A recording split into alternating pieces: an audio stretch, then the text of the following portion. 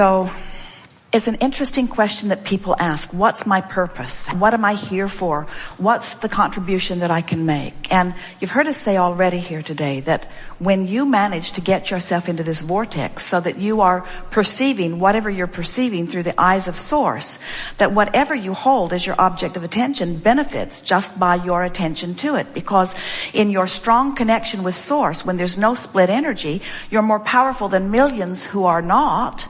When you are in this vortex, you're more powerful than millions outside of it. And whatever you hold as your object of attention, you evoke the very best from them. In other words, you match for the time of your attention their vortex relative to them. And so it's an extremely uplifting experience for them. As long as you are living, and you always are, there's always this constant expansion and your exhilarating experience of getting to get up to speed with that furthest, most expanded place. And that is the purpose of life. We would go so far as to say the purpose of life is closing the gap, because the purpose of life is joy, and that's where that exhilaration comes from.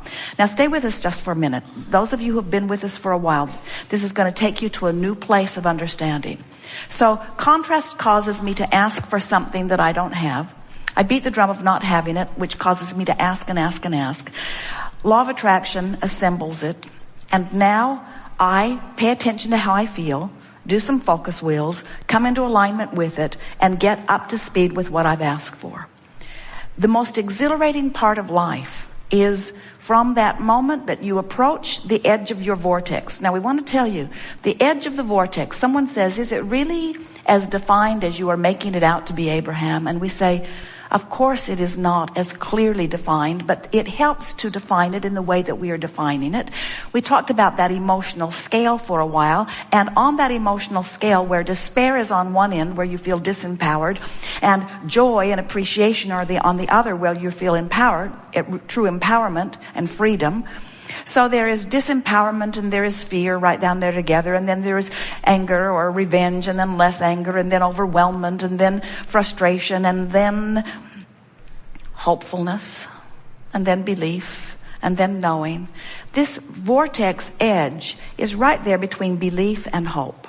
So when you get into the vicinity of hope, now you are on the brink of your vortex, and the joy of life that you all seek, that everyone you know seeks, is that feeling of exhilaration of getting into that range of hope and feeling the vortex then take you in to belief and knowing and manifestation. In other words, that's the woo feeling of your physical life experience. That is where the joy factor truly, truly is.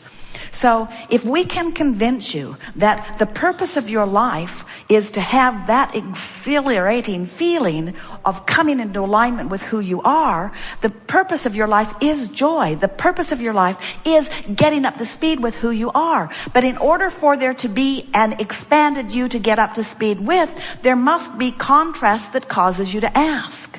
So the triad of intentions are: the purpose of your life is joy. The basis of your life is freedom to explore this contrast. And then the result of all of that will be that expansion. So whether we say the purpose of your life is expansion or freedom or joy, they are all equal components of this triad of intentions that you held and understood prior to your emergence as you came forth.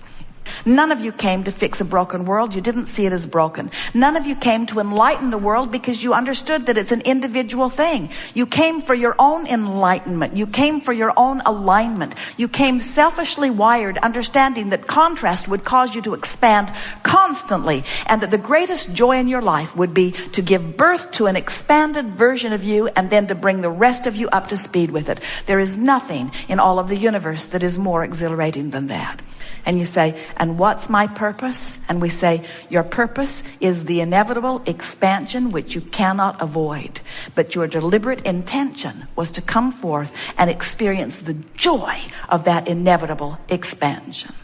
And that's what we mean by being in the vortex. It means to be physically focused, to be managing your contrast in such a way that you can have closed this gap and be offering only one vibration, the vibration that connects with everything that you are and everything that you've asked for, with an absence of resistance happening. That's what being in the vortex is. Do you know that almost all of politics is outside the vortex? All religion is outside the vortex. You go to a family reunion, it's outside the vortex, outside the vortex, outside the vortex. Well, what can we do about this? And how can we fix that? And what's wrong with that? And well, that happened way back then. And do you remember when that happened? And I saw that coming. And what did she say about it? And what did he say about it? Well, you know, it was her first husband that started that. Before you just kill me now, you can never ever sort that stuff out.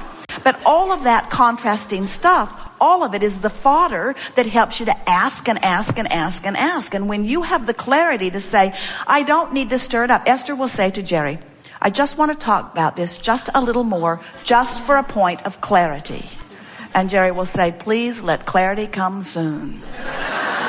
Because he clearly wanted to get in the vortex 20 minutes ago. He doesn't see the point of trying to sort it out anymore. In other words, you only have one thing to do. Once you feel some negative emotion, just stop and say to yourself, I know what I don't want. What is it that I do want? And then do anything and everything you can to get in the vortex.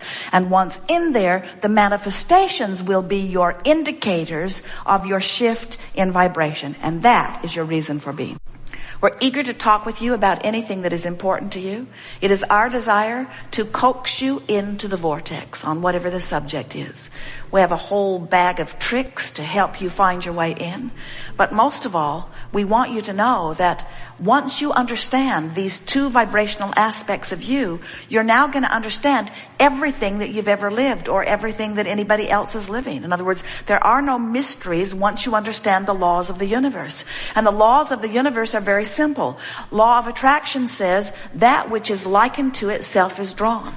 So in this non-physical vortex, everything vibrational that is likened to your desire has already been assembled. That's why we can look into your vortex of triad that what you want is done. The expanded, evolved version of you is vibrationally completed. But then you say, but Abraham, I'm here in a physical body, in a physical world. I want manifestations around me. And we say, and they will come, but not until you cue yourself up vibrationally and become a match to the precursor of all creation. You've got to bring yourself vibrationally up to speed, and it is our promise to you that the physical trappings will show themselves to you. But there's one thing that we want to say to you. You didn't come for the physical trappings, and we're not trying to talk you out of them. We want you to have them. You came for the exhilaration of coming into alignment with you. You came in this body knowing that contrast would help you to expand.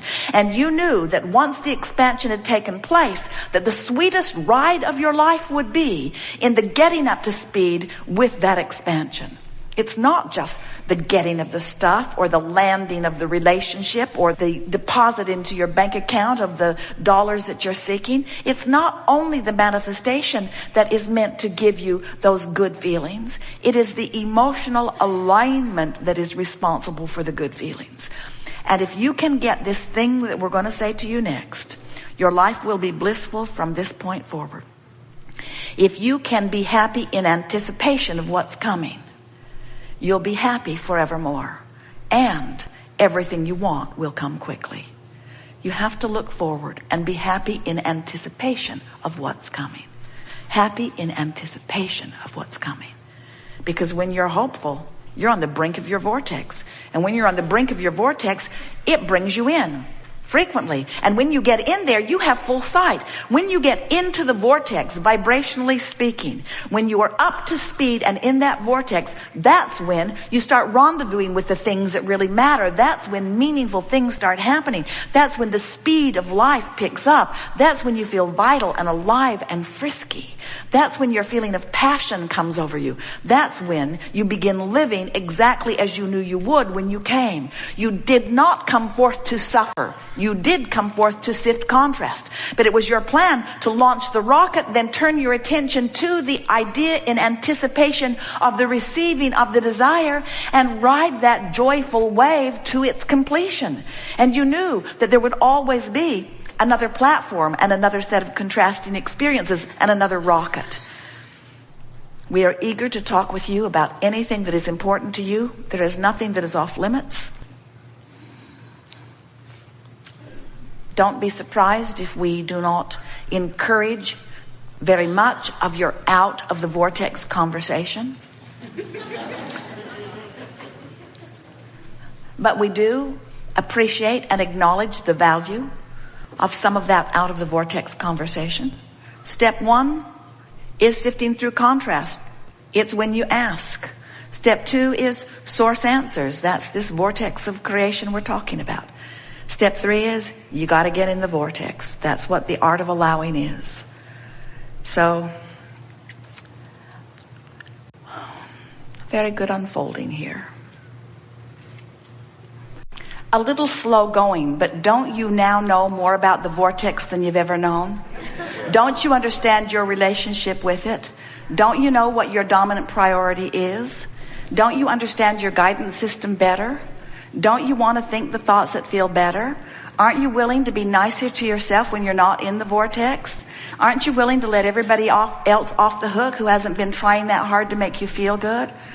Aren't you ready to take responsibility for how you feel? Don't you sort of feel empowered to do it? Don't you love the feeling of being out of the vortex and then consciously, deliberately focusing yourself in? Don't you love coming into your own power?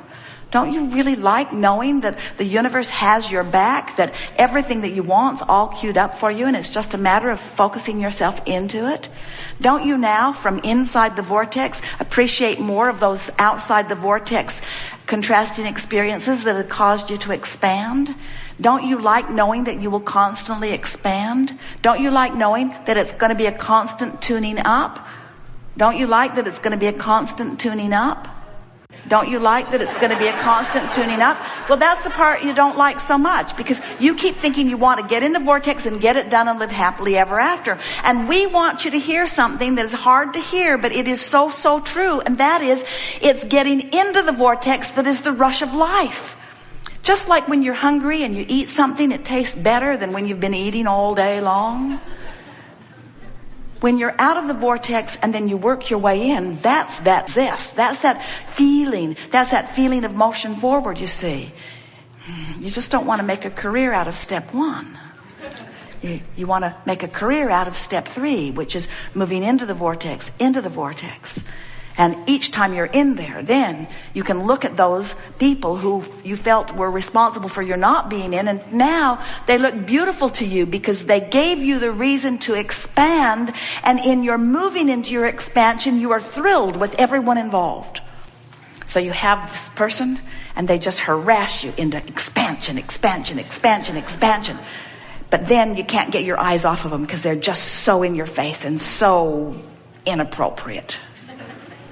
So the very person that caused your expansion is now the person you're using not to take your expansion, and that's why you're extra, extra mad at them.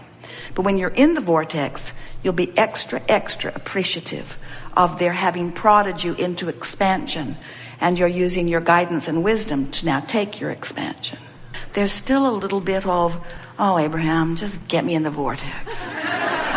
Let me just get in the vortex. I'm tired of not being in the vortex. I just want to get in the vortex where good things can start happening to me. And we say, get in the vortex and good things will start happening to you. It is law. We've enjoyed this interaction immensely. It is delicious to come together with those like you who are coming more and more, moment by moment, really, to know who you are. Today, we feel satisfaction for these reasons. We have felt your willingness to focus for inordinate amounts of time, for the sheer purpose of understanding this vortex of creation that we've been talking about. It has been slow going here today. There was not much about it that was really fast moving. But in the process of that, what has been activated within each of you is an understanding, most importantly, of your ability, if you want to, under any circumstances, to become a vibrational match to the vibrational reality that precedes your manifestations. If you can leave here today understanding the relationship between who you really are and who you're being, and if you can leave here today with a new, resourced attitude about wanting more than anything else